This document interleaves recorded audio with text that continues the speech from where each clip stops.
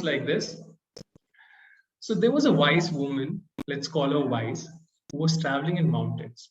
And as she was walking alongside the river stream, she finds a precious stone. And as she sees it, she picks it and she puts it in her bag and then continues her journey.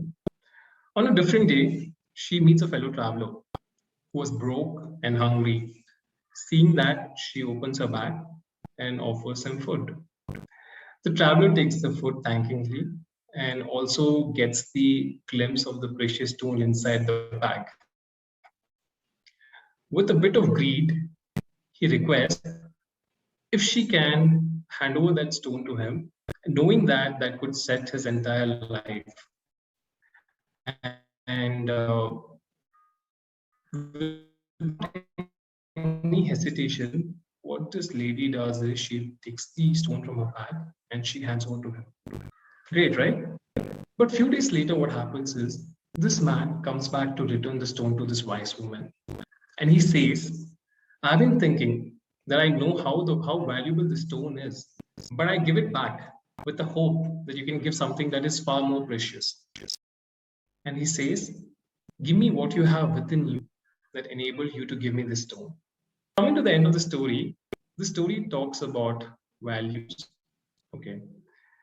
Why I emphasize in this word called as values in a bold, large letter, because that's how the business world works upon and thrives upon.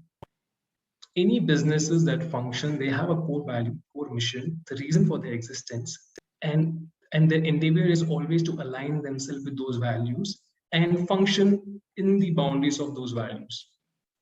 So any businesses that comes their way, if they are not synced with those values, it doesn't make sense or it's not even sustainable.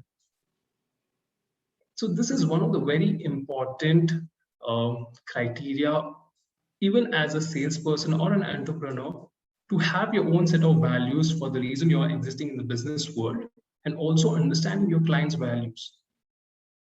So in this particular story, you see that the lady had a very strong value of selflessly giving. She stuck to it to a point where she found a precious stone and she still was okay to give it to someone because her nature was to give, right? So, and your values can actually inspire and motivate people to come in line and work with you. So that's how the more sustainable and more strong business are created. You take an example of any business. For example, Tata and the Tata is one of the pioneers in our nation, right?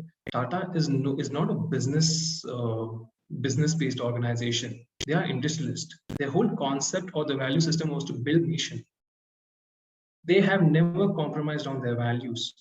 In fact, if you know Mr. Ratan Tata, his more than 60 to 70% of his revenue goes for charity. So that's the kind of value they hold. And that's the reason they are the best. And that's the reason the customers or the consumers trust their product. And they are so loyal to them, irrespective of any better product comes their way or whatever, right? Great. So I would like you to have this concept of values in your mind in the coming slides so that we can really navigate the concepts around it. Great.